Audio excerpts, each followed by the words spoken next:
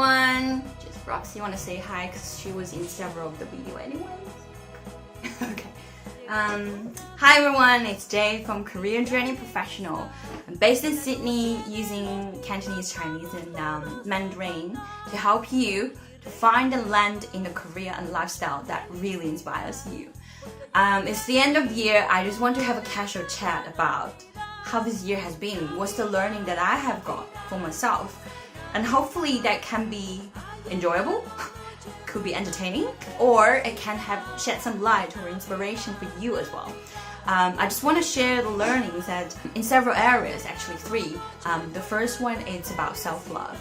A lot of my clients, in terms of looking for a job or in terms of getting further in their career progression, whether being just standing up for themselves in a meeting, whether being just asking for that promotion or pay rise, or even just being more of themselves in the career, their own expression, their own ideas, and then letting people know what they have achieved, recognizing what they have achieved for themselves. Actually, how you do it and how you feel comes from how you feel about yourself. Everyone else and everything else is a reflection of how you think about yourself. A lot of the times, honestly, other people don't care about you. So how you treat yourself or how you are judging yourself, when other people don't have judgment of you, but you have that, and then it's kind of gonna show off, and then other people would take it in that way. So it always comes down to self-love. It always comes down to accepting yourself, even you're not perfect. No one is perfect. Accepting yourself as who you are, where you are right now, permeates in every area of your life, specifically in your career. How you stand, how you talk, how you represent yourself. What do you think is the worth of your value? Do you value yourself? That's reflected as your salary, that's reflected as how people respect you, how they communicate with you, in every area. So it's a topic I am so fascinated about. I'm sure you can see that already. But ever since I started learning and practicing life coaching for the past 7 or 8, well, almost 8 years, I've been constantly growing. And it is a topic I just want to share in terms of self-love. What did I learn this year? How can I improve next year, I guess? The first thing that I noticed is I'm being more assertive, for sure, and it's unconscious. I'm sure you've heard of this expression that everything or anything that you practice more than 1,000 hours, you become master at it. And I believe that's true for personal development. I believe that's true for self-love and self-acceptance and being proud of yourself as well. And I certainly, for this year, minimum an hour every day, I've certainly done it in various ways. It could be meditation, it could be writing gratitude journal. And by the way, gratitude journal is really good. I know it sounds really cliche, but I do recommend all of my clients to do it. And it could be other activities I've been doing by challenging myself. Beginning of the year, I went on this course for singing English. I love singing.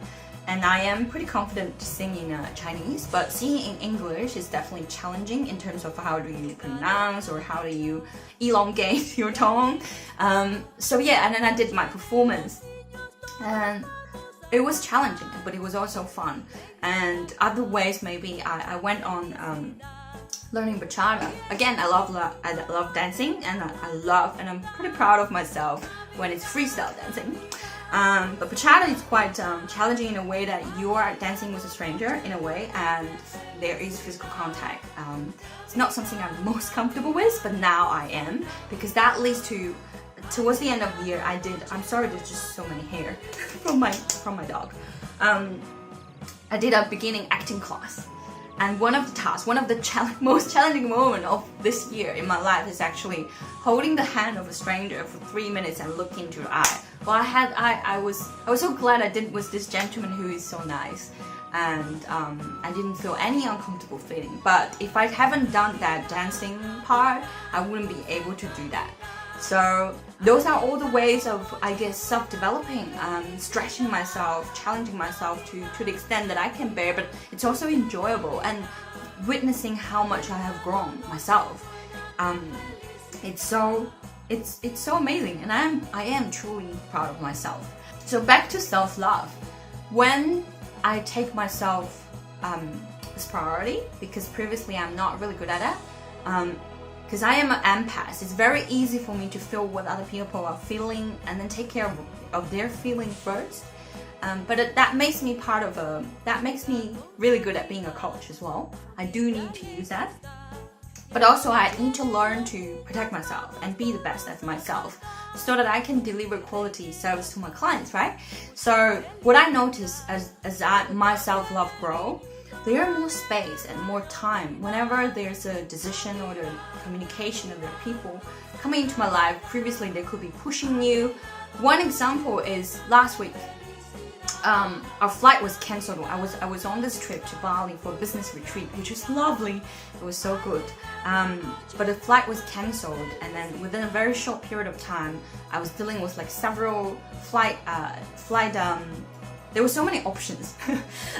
So I was dealing with several people. Some are from online chat, some are like people at the counter, there are people walking by across the line. I have to make quick decisions, and one of them was really pushy. And like, if you don't make a decision now, you will lose this, you will lose that, and if you make a decision, you can't change it later, all of that. What I notice is, as I love myself more, I would unconsciously leave more space and to make the right decision for myself. But it takes practice and takes time. Previously, I would be rushed because you're kind of ungrounded when you're being pushed, or when there's chaos, or your body goes into this fight and flight mode. But now I am just naturally being better at making a decision that's good for myself. I'm not saying selfish or take advantage of others, but just in that moment I'll be like, oh, that sounds good, but do I want this? Is it really good? Is it in a way I want?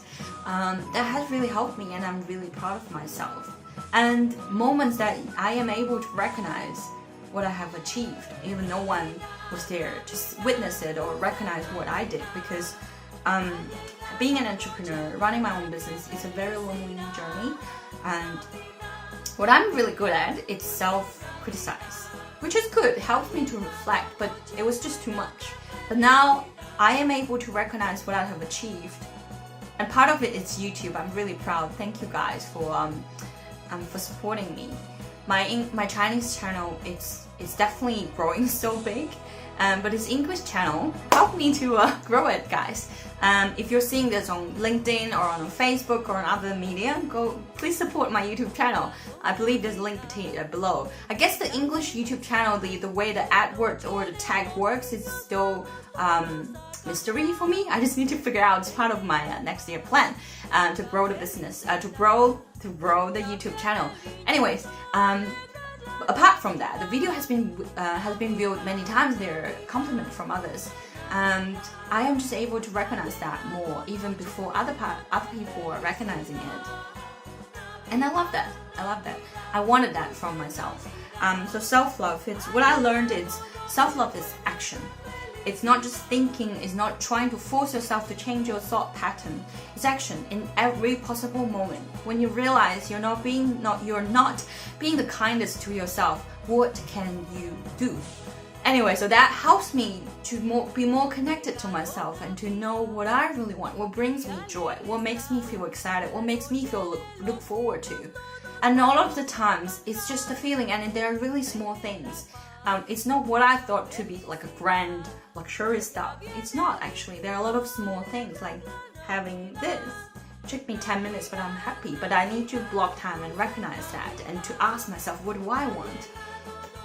So yeah, that's pretty much on self-love. I just rumbled a lot, but that's how I wanted this video to be a bit casual and then really sharing what I learned. Second part, what I want to share, it's about career, of course, because what I'm doing is career coaching, career consulting, helping people with your career. And what I learned for my career this year, it's the first biggest thing is boundary. Boundary in both ways. Boundary as in what you really want. Like I said, you have to block time for things that are really important for you. non-negotiable to others, but also non-negotiable to yourself. I know that there are people who block things, like myself. Block it, then no one else can interrupt me, but then it's negotiable to myself. The moment I was going to make a smoothie, I suddenly feel like a coffee, and then I made a coffee, but it's not as healthy as a smoothie. That's just an example. I have to make it non-negotiable for myself, and that's for the things that are good for me, beneficial to me, but also for the things that's not working out for you. You just have to be non-negotiable. For me, there are a lot of clients approaching me, but not every client is for me. A lot of the clients, they rely on you, they expect you to do everything. And some of them are really desperate and they need help. And I wanted to help them. But no, like for people who want you to do everything, it's just not right for you. And previously, I would just shy away. I would just not reply. But then to a point that there was one client, on a Saturday night, she called me 10 times in 5 minutes, and I have to tell her off and block her. That's what I learned as in boundary. I believe this applies to your career as well. Really think about things that's not tolerable or that's not respectful to you. Maybe your boss or your colleague talking behind you. My previous boss, he likes micromanagement. You know, sometimes when you're waiting for the lift, you could be late for 1 or 2 days, 1 or 2 minutes, 1 or 2 days, 1 or 2 minutes, not because you're late, but the lift in a very busy building can be late. And my previous boss was like, oh, hey Jade, good afternoon. He's very sarcastic, and I don't like that. But I never told him that. But if you are like that, tell your boss, tell them that you don't like that. Knowing your boundaries and sticking to it. If you don't stick to it, no one else will stick to it. If you don't tell your boss, I remember eventually there was one day I was so tired and I was still like 1 minute, and it was just 1 minute, come on. I said to him, he said good afternoon, I said oh good evening. It's very lame, but it's my way of telling him don't talk to me like that. So yeah, having boundaries in your life, be it as project, as maybe you're applying for a job, then have your boundary clear. You're not gonna go for a salary less than 60 grand, or you're not gonna go for a salary that you're not gonna go for a job that makes you work overtime 4 times a week. Be reasonable, but just know that what's not tolerable for you. There was a client, she doesn't want to work in a job that commute more than 40 minutes, which is great. That's great, it helps you because it works for you. So yeah, having your boundary and sticking to your boundaries, non-negotiable to yourself as well. That's what I learned, that's so important. So coming year, I will put up more information and questions and answers on my website in terms of my working hours, in terms of what kind of client may not be right for me. That's a big learning. And don't settle for less. I mean this by everything, like I said. Could be your salary, it could be the job content, it could be the project, it could be the kind of people you work with. Don't settle for less. Keep thriving and keep going. You are the only person who can judge or who can say what you're capable of.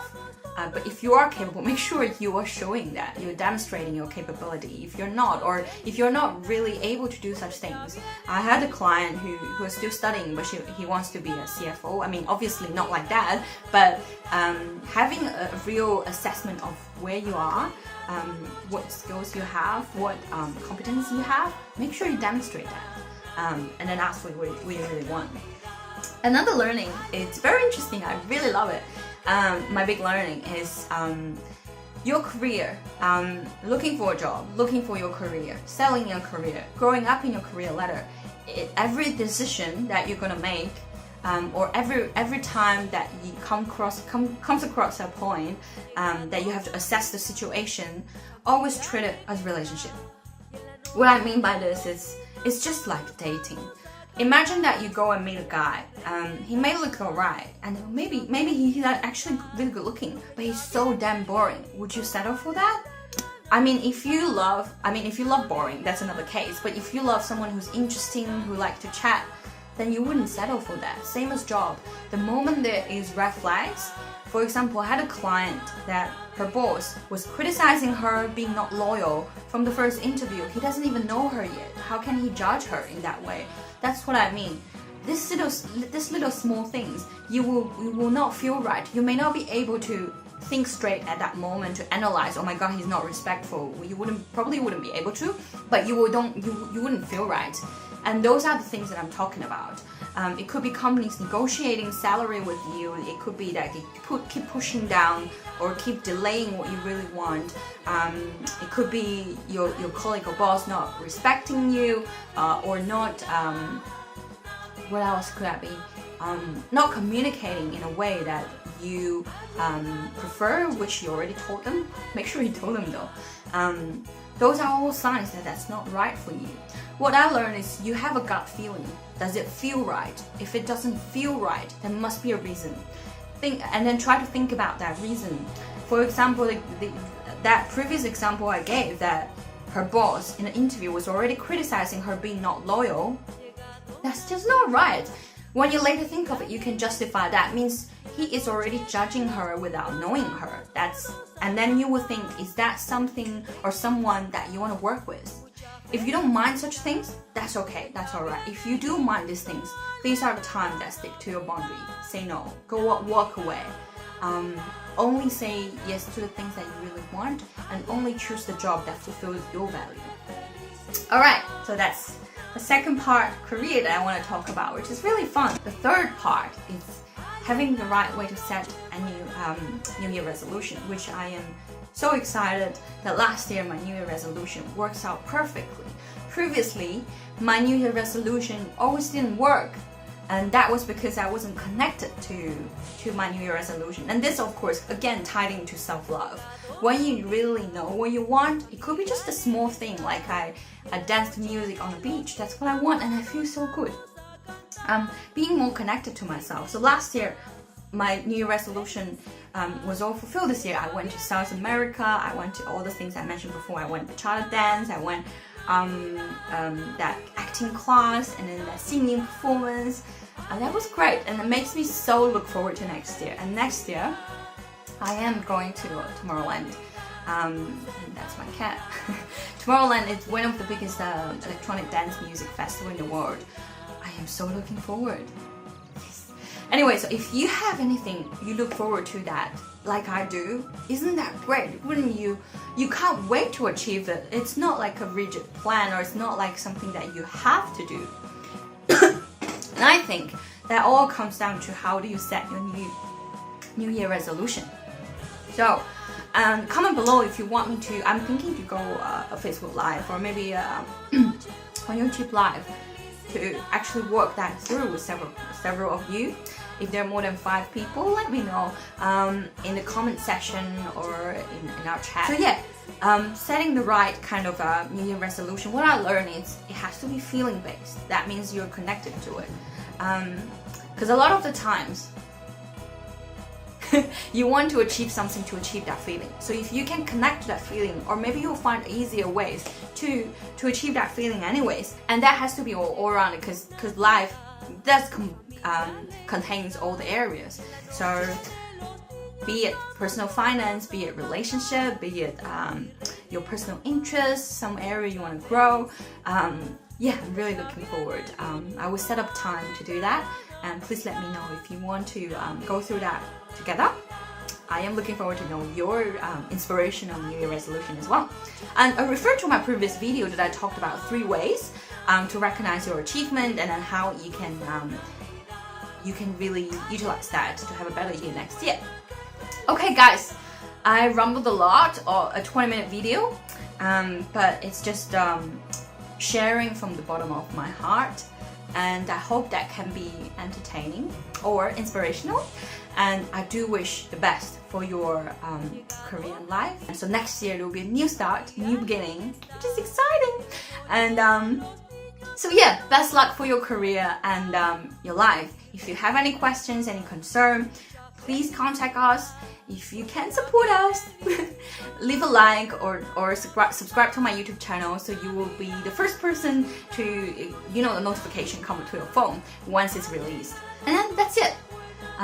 Hopefully you have a wonderful new year, and then I'll see you in the next video. Bye!